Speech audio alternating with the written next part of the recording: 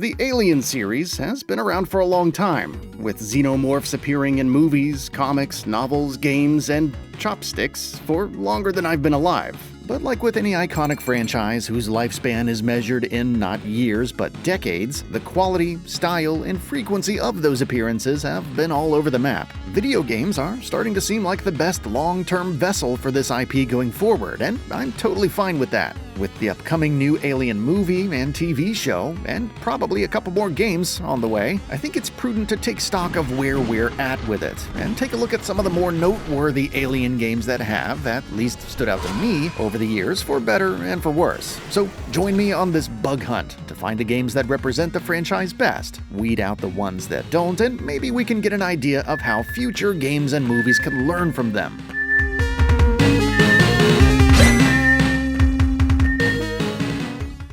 Alien on the Atari 2600 is about as basic as, well, I guess every other game on the Atari 2600. That's certainly not a bad thing, though.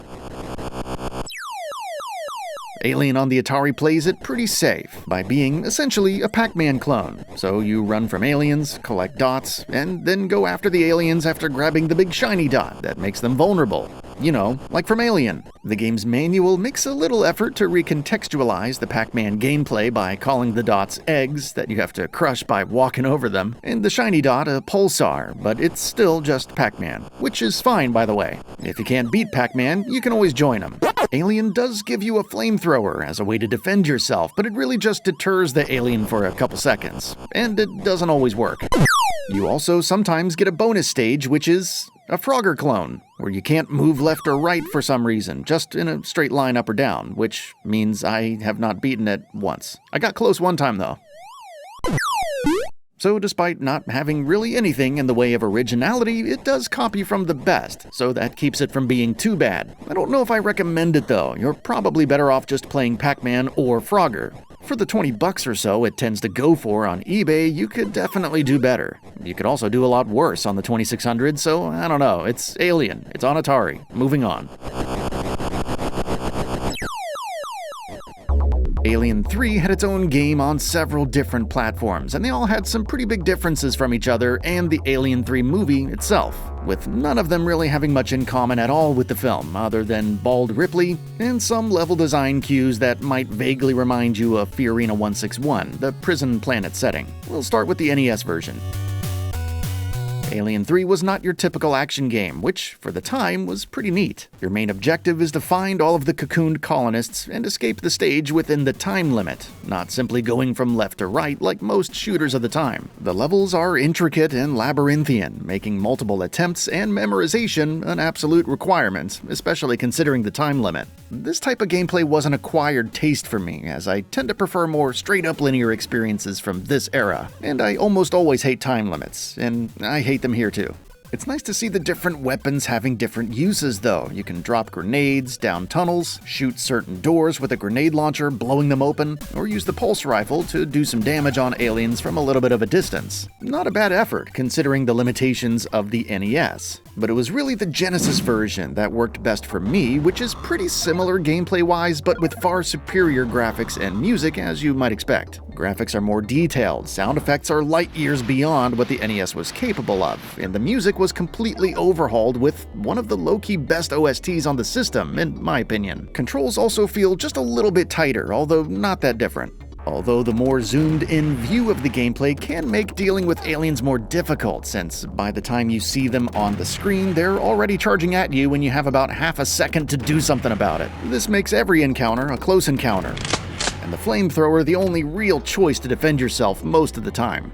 Overall, it's definitely a similar enough game to bear the same name to the NES version, but it's definitely a more refined version of it. If you don't mind the smaller view, I'd say this is easily the superior version. It also has one of the coolest game over screens ever that kind of makes you feel bad, but it's also kind of awesome.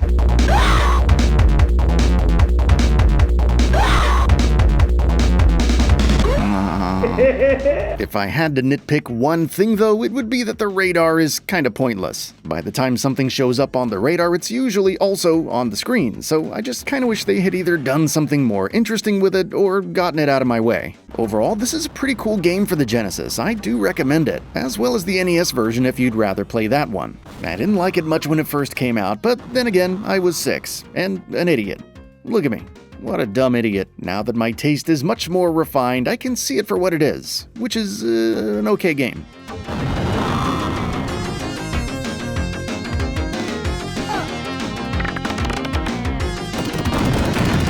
The Super Nintendo got its own Alien 3 game, and this one is totally different. Also, I gotta admit, I just couldn't get into it. Once again, it's a step up in terms of visuals and overall presentation, but this is a completely different game from the other two, and in my opinion, a worse one. If you don't like the open-ended design of the first two, then this one will almost certainly drive you nuts. It definitely did me. In this Alien 3, you accept missions from a terminal. Fight your way to the objective, do the thing, and then return to the terminal to accept the next mission. Not a bad idea, but the path you need to take isn't really illustrated too well by the terminal map, and you have to run back to the terminal every time you want to look at it. So if your photographic memory isn't amazing, prepare to do a lot of wandering around like I did. I guess this is what you could call the seeds of the Metroidvania genre, but the way this game approaches it is just a recipe for confusion and boredom. For what it's worth, it controls well, with each of Ripley's guns being assigned to different buttons, and it looks and sounds pretty good for the time.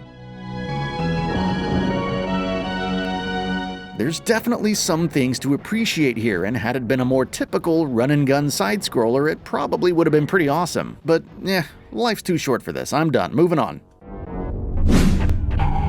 Alright, now we're getting to the good stuff. Alien Trilogy, again, doesn't really line up with any one movie precisely, but it does borrow elements from the first three, mostly the first two, to create its own thing, which I can totally get behind. At its core, it's one of the many Doom clones of the era, kind of like Duke Nukem or Shadow Warrior, but don't let that fool you into thinking it's unoriginal or lazy at all. This is actually one of the better Doom clones ever made, with damn good shooting, good use of iconic weapons like the pulse rifle, the smart gun, and others, and this was the first game to really represent these weapons accurately as far as I can tell. The shotgun in particular feels great to use. Dare I say it's one of my favorite FPS shotguns ever, certainly of its time anyway. Health and armor management is also a thing, and when maxed out, it can be a pretty generous life bar. But if anything gets close enough to you to hurt you, all that will diminish pretty quickly, especially with the facehuggers, which climb on your face, but somehow don't impregnate you. So, I don't know, we're not thinking about it too much here.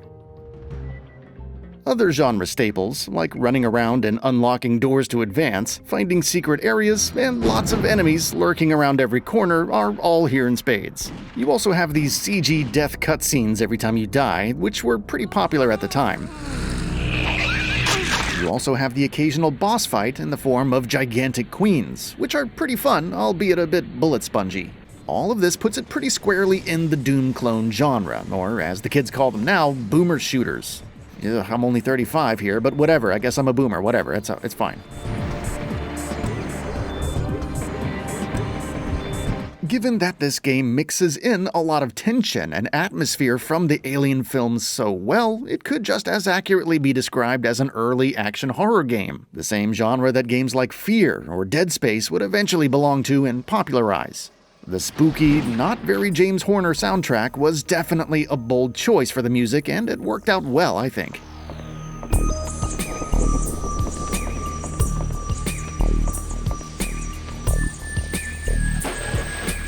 Alien Trilogy uses the PS1's short draw distance to its advantage, kind of like how Silent Hill did to create uncertainty and anxiety. But instead of the gray fog, in Alien Trilogy you're surrounded by constant darkness, only being able to see 10 or 15 feet in front of you most of the time, which makes the bright light from the exit elevator give you a rush of relief and comfort that the game only lets you enjoy for a moment, before throwing you into the next stage. Also like Silent Hill, and also like Doom, you have a map in Alien Trilogy that you'll be referring back to quite a bit to make your way around the increasingly maze-like levels. Although here, it's created as you go, making it impossible to know what to expect around the next corner or beyond the next door. Although sometimes you might stumble upon the auto mapper, which fills it all in for you. The PS1 version of Alien Trilogy is the one I recommend, but the Sega Saturn had a pretty decent one too. It doesn't run quite as smoothly as it does on the PlayStation, but it does seem to handle contrast a bit better. Either are fine, you really can't miss, but I tend to side with the smoothness of the PS1 version. Alien Trilogy's combination of horror elements and Doom clone elements are really what make it special and keep it totally recommendable and playable today. It's clearly the ideal formula for an Alien game, at least in my opinion. If you do want to play it, and you're not currently used to how games like this control on old consoles, I highly recommend copying the ISO from your disc and emulating it on DuckStation, so you can remap the controls and make it play more like a modern game. And you can also use a modern controller. In fact, do this with every PS1 game, and thank me later.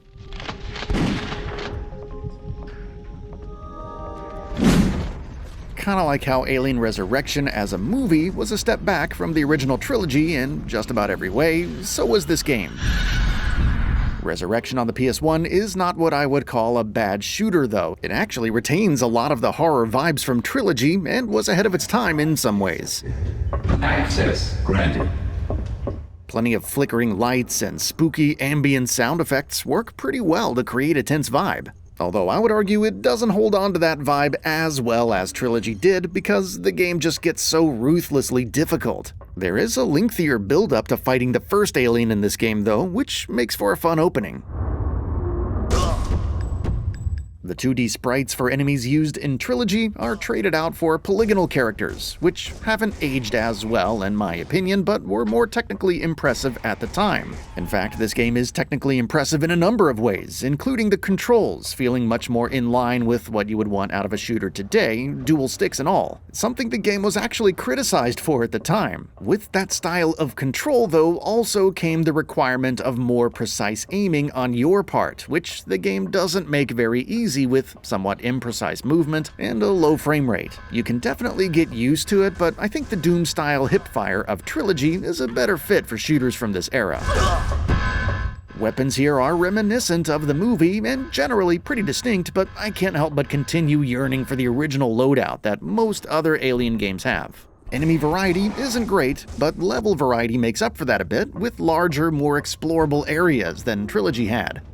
You also get to play as other characters from the movie at certain times. I can definitely appreciate the production value here, as some of the game's atmospheric spookhouse tricks seem like they kind of paved the way for games like Doom 3 and Dead Space after it. Unlike those games though, I ultimately feel Alien Resurrection isn't super fun to play. The manual saves, complete lack of checkpoints, and long levels are fine ideas on their own, but when mixed with the game's general difficulty and clunky shooting, the game feels downright diabolical, and not in a fun way, and I think that drags it down quite a bit.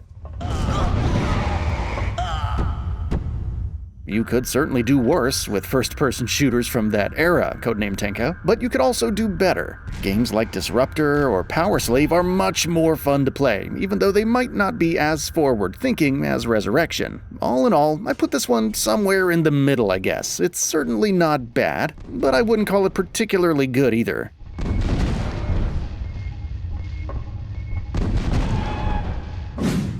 Honestly, I kind of feel like the Aliens vs. Predator franchise is sort of its own thing. It spawned a lot of games, comics, and movies all on its own, and sort of has its own vibe now. The three most well-known AVP games are really made up of three separate games each: a Predator game, a Colonial Marine game, and an Alien game, where you actually play the xenomorph itself. So I'll look at the latter two and leave the Predator modes for a Predator games video later on down the road. AVP from the Jaguar is first up, and it is a highly regarded game of that era, but, you know, I'm just gonna come out and say it. This game is kind of not good. It basically positions itself as a Doom clone, and yeah, it has its moments, but it never even comes close to Doom or any other good boomer shooter. It runs like hell, it looks rough, and has very little variety in just about any area. You might think that would be due to the limitations of the Jaguar, but you can't really say that because there are other first-person shooters on the system, like Wolfenstein and actual Doom, and they're fine. The three modes in AVP on the Jag are all pretty redundant, sluggish, and ultimately boring to me, with the Colonial Marine mode being the best out of the three, I guess. The levels are huge, and if you can wander around enough to get a sense of place, then you'll eventually find some weapons and plenty of aliens to kill. Problem is, it's just not really fun doing so. If you are going to play it, I highly recommend emulating this one so you can make the controls less horrible. The Jaguar controller doesn't lend itself well to any game, but especially a game like this.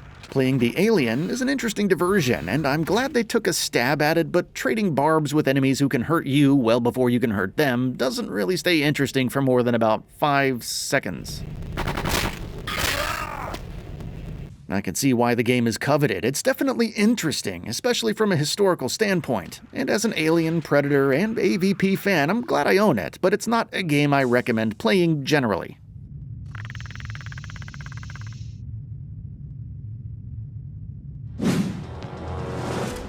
On the complete other end of the spectrum, AVP 2000 has aged pretty damn well. As a PC game, the controls are modern and familiar. Mods exist to spruce it up if you want, but I think it's okay as it is. Even if your PC is a potato, odds are it'll run this game fine. The use of darkness and real-time lighting is pretty impressive, considering the game is over 20 years old now, and it captures that alien feel pretty good. Turn on the power and then await further orders. A more James Horner-esque orchestral score, real voice acting, and being a truly 3D game with no concessions on that go a long way to realizing the vision of all 3 campaigns here. Extremely fluid movement and tight controls make it decidedly more playable than most of the first-person Alien games that came before this. The Alien campaign here is still the lesser of the 3, though. Stealth actually sort of works here, and hacking up Marines with your claws is pretty amusing for a while, but outside of that, I still don't really have a lot too positive to say about it. You crawl around on the walls and ceiling, accomplishing tasks and killing people, and that's about it. Getting constantly disoriented along the way, at least I did. It's a valiant effort to make the idea of actually playing the alien work, but it doesn't do too much for me once the novelty wears off, which doesn't take long. That aside, it is a huge step up from the Jaguar attempt, but still not the reason to get the game. The Colonial Marine mode is the star of the show here, with aliens, predators, and lots of alien-y locations to fight them in. Dark hallways lit only with emergency lights and flickering fluorescence nail the atmosphere better than any Alien game before it. Large indoor and outdoor areas are instantly recognizable, as the game makes you go back and forth from taking out groups of aliens in Quake-like arenas to anxiously trying to locate just one as it stalks you through a dark hallway.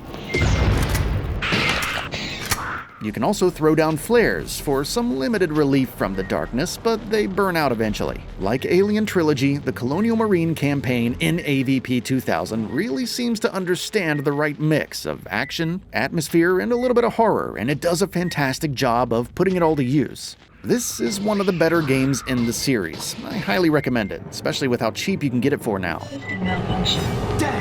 Did you throw out 5 switches? Main gate hasn't budged.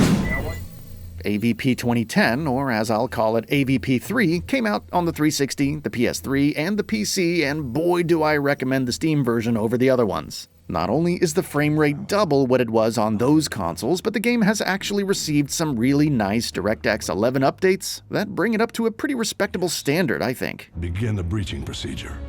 I'm running it on an RTX 3060, but I imagine you could probably get away with running it on a 1060 or maybe even something less. The Xenomorph campaign is another improvement over the last one, and probably makes the idea work about as good as it can. It plays pretty similarly to the Alien mode in the last game, but with a few control options to make things a little more intuitive, and a few collectibles and even a little exploration along the way. Stealth also works much better here.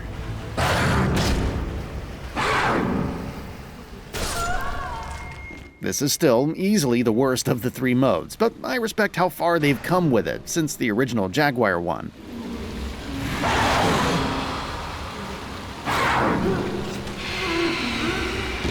The Colonial Marine game, again, is the best reason to buy this game. The level designs really do a great job at evoking vibes of the second Alien movie, as well as a jungle level that's surprisingly good at doing the same for the Predator universe. This actually establishes a more unique AVP feel of its own, as opposed to the other Marine modes in the other AVP games, which are essentially just Alien games with Predators in them. It's all held together by a pretty decent story too, so yeah, this is actually a pretty solid game here. Well, after I had enough footage and time with the game to do this review of it, I just kept on playing. Everything feels right. The sound effects, the environments, the way it melds both Alien and Predator ideas into one sort of unique thing, it's just really well done.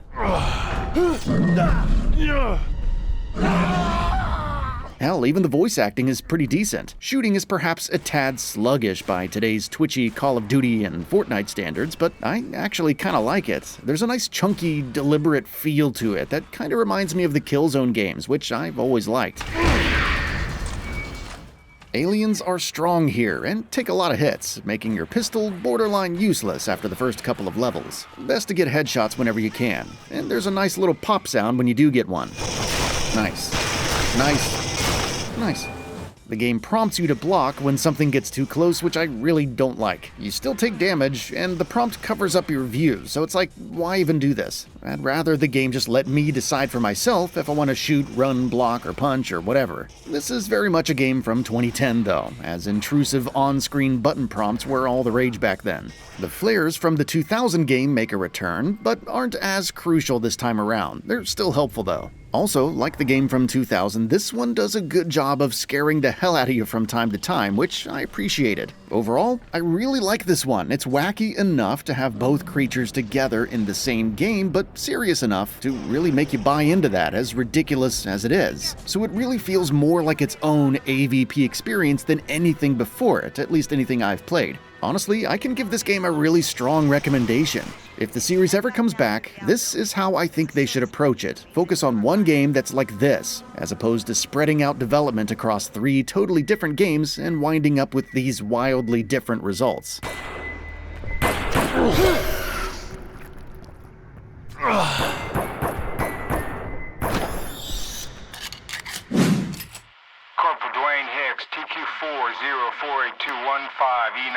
Oh boy. Aliens Colonial Marines has a long, storied history that's been talked about and analyzed all to hell, and I'm not really interested in adding to that cacophony, but I will talk about it as a game, and more importantly, as an Alien game.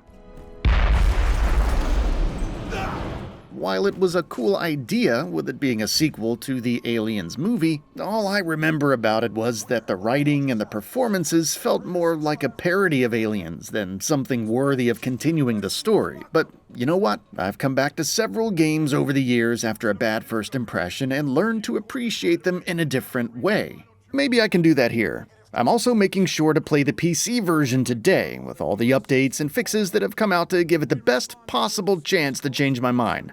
But does all of that redeem it? Well, no, it's still not a very good game. It's not horrible though. Like, if I can separate how disappointed I was when it first launched on the PS3 from what I tend to expect from a decent shooter nowadays, this really isn't that bad of a game, generally speaking. Like, people who say this is the worst game of all time are definitely full of it, and clearly haven't played AVP on the Jaguar. If you can kind of detach yourself as an Alien fan a little bit and just play it like a shooter with xenomorphs in it, it's not too bad. The multiplayer modes seem to be the focus here, and unfortunately it's tough to find a game to join now, so campaign it is. And in some ways it kind of reminds me of the Marine campaign in AVP 3, as it's a totally decent shooter with weapons and music that look and sound right for the Aliens universe, but unlike AVP 3, it's missing soul. The story is an interesting setup, with you playing the rescue team that Ripley's crew called for before finding their own way off the site, but it doesn't really go anywhere with that, other than presenting you with a handful of callbacks and references thrown in to make you say, "Oh, I remember that from the movie," which is fine, but it's not enough on its own.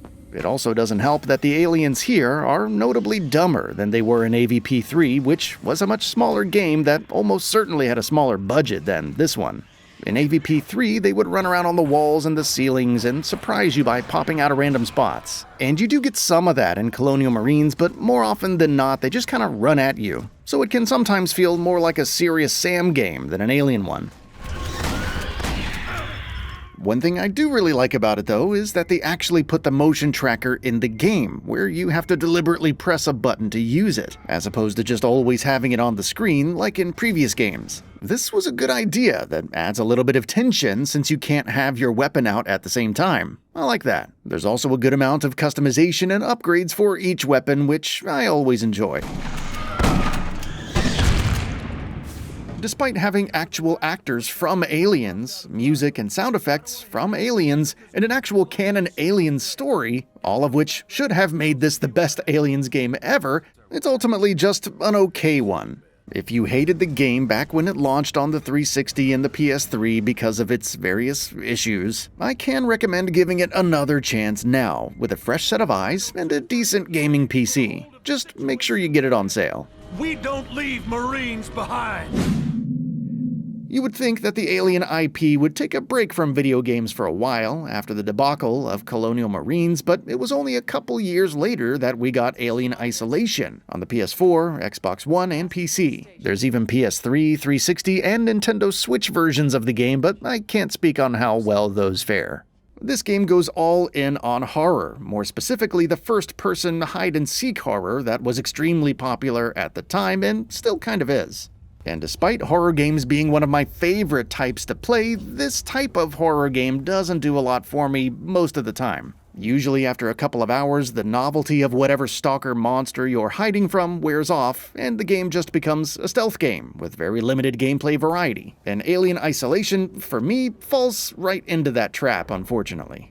I find it more frustrating and boring than scary most of the time. Still, it's impossible to not admire the level of detail Creative Assembly crammed into every inch of this game.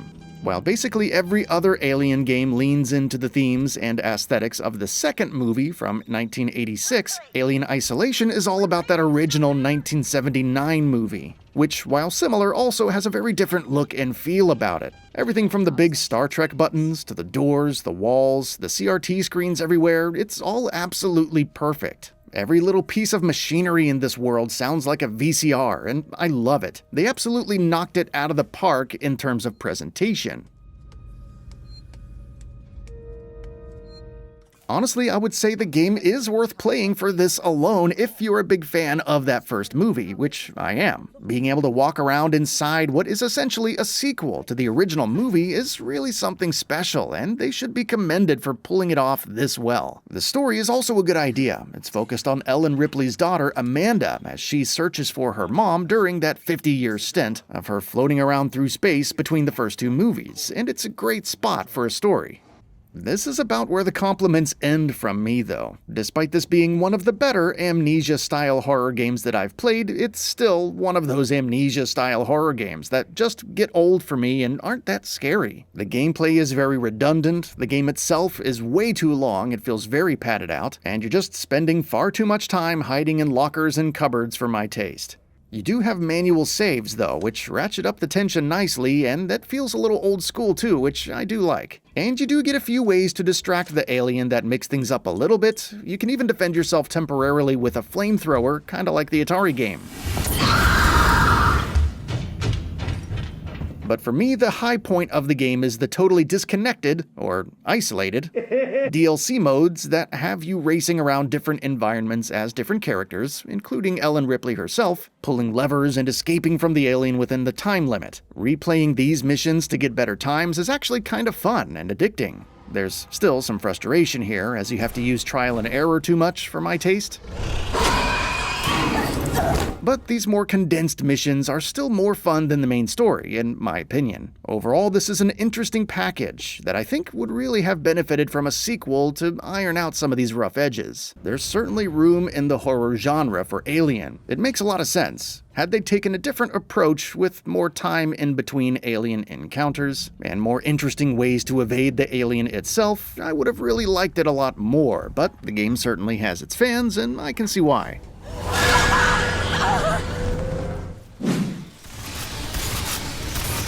On the complete opposite end of the spectrum, we have the final Alien game that I'll be talking about today, and what has become one of my favorites, Aliens Fireteam Elite. In a nutshell, it's Aliens meets Left 4 Dead. You squad up, tinker with your loadouts and abilities, and take on hordes of aliens while accomplishing various tasks before moving on to the next thing. Usually tasks are defending a certain point for a while, finding thing A and combining it with thing B, or just killing a certain amount of Xenos before moving on. Not a bad idea for an Aliens game, and certainly accomplishes what it sets out to do.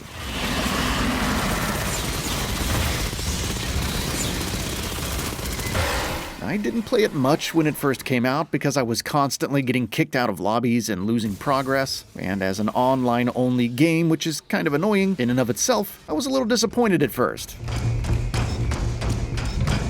And also, the paper-thin plot didn't help, but after a few months I did pick it back up, and the networking issues had mostly been ironed out, so then I really got into it. And now I have over 100 hours into the game and a platinum trophy, which are two things I rarely ever achieve in any game. I can confidently say though that this is one of my favorite Alien games ever, though not because it's a great Alien game per se, but actually because it's just a great co-op shooter. The fact that it takes place in the Aliens universe is just kind of a bonus. I tend to have kind of a soft spot for these sorts of games. For whatever reason, they just get along with my ADHD brain very well. I have more hours logged into games like Zombie Army 4, World War Z, and this than I do just about any other type of game I play. So it makes sense why this game got its hooks into me very easily, especially once it was fixed up. Again though, as an Alien game, it's got some problems. It misses a lot of opportunities to build any sort of tension, or create the sort of compelling characters that the IP is known for. There is a story here, technically, but it's not great, and honestly, if the developers can't even move the characters' mouths when they talk to you, then you have no real reason to pay attention to what they're saying. Board the station, find Hanukkah, and extract them. Take it from me though, you can totally ignore it. The action here is where it works though. Shooting feels great, with all of the weapons that any Alien fan would expect, and more. You also get a nice little French horn rip every time you get a headshot kill, which I haven't seen any reviewers mention, but yeah, that's awesome.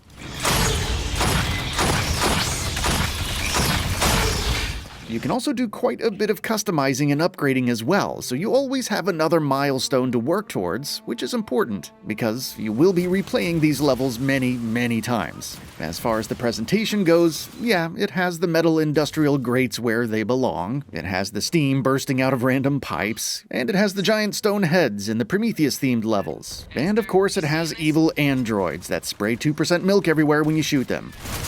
So a lot of the things that you want are there, but it still feels like the developers just kind of made a Left 4 Dead game first and then drenched it in alien things so they could call it an Alien game. I gotta give some extra points for the music though. This is easily the best attempt at replicating the soundtrack James Horner delivered for the second film, ever, period. The music for the Prometheus-themed levels aren't as exciting, but they still fit the mood pretty well. So high marks all around the sound and music department, no problems there. As you've probably gathered, Aliens Fireteam Elite incorporates more of the movies than anything before it, kind of taking the Alien Trilogy approach, although it mostly leans into the themes from the second movie and Prometheus, which is an interesting mix and does give a good amount of variety for the few levels that are here. And the DLC campaign is more of an Alien Covenant sort of thing, which is pretty cool. Now, it doesn't make a whole lot of sense to combine these things into one storyline if you think about it too much, but it's fun. It kind of feels like it's just celebrating the entire franchise by having everything thrown in at once. And it's definitely fun to blast through all of the thematic concepts of the movies and a few new ones with some pretty good ideas for new weapons and alien types that all feel like logical extensions of what already exists in that universe. The different campaigns, while few in number, are super challenging and fun, and they all culminate in the obligatory final battle against an absolute shitstorm of aliens, which ends with being chased out of a self-destructing facility by a queen, which sadly you don't get to actually fight. Although the DLC campaign does give you a crazy pathogen queen to battle at the end of that to kind of make up for it. There's not as much content here as other similar games like Zombie Army 4 or World War Z, but it's not bad for the price the game generally goes for now. I highly recommend it, especially if you dig these sorts of games, with the only caveat being that you should definitely round up some friends to play with, because playing it on your own with the bots isn't nearly as fun. You can't really customize the bots at all, and they're not particularly smart or helpful. So while I don't like it quite as much as some of the better single-player focused experiences in the series, it's still easily in my top 3. Had they taken the time to put in an actual story worth paying attention to, and or added another handful of levels, like maybe something based on Alien 3 or Alien Resurrection, I think it would have really been top-notch, but I'd still say it's a must-play for Alien fans. Again, especially if you really enjoy co-op shooters like I do. So that's what I've got for Alien games for now. Overall, I think this IP has put out more good games than not, and it's pretty underrated overall. A lot of the better games are good because they've latched on to already established formulas, but hey, a good game is a good game, and this IP has more of them than it tends to get credit for. If there's anything that we can definitely take away from what they've gotten right so far, it's that combining elements from across the series and putting them all into one thing can often be a recipe for success. There's also a lot more room for horror games in the Alien franchise. I would really like to see, if not a sequel to Isolation, then maybe something totally new with a different type of horror. Something that builds on that combination we got with Alien Trilogy seems ideal to me, but that's just my take. In any case, feel free to recommend other Alien games that I've missed out on. I know there's definitely a few out there, and I'll be sure to check them out. But until then, thanks for watching.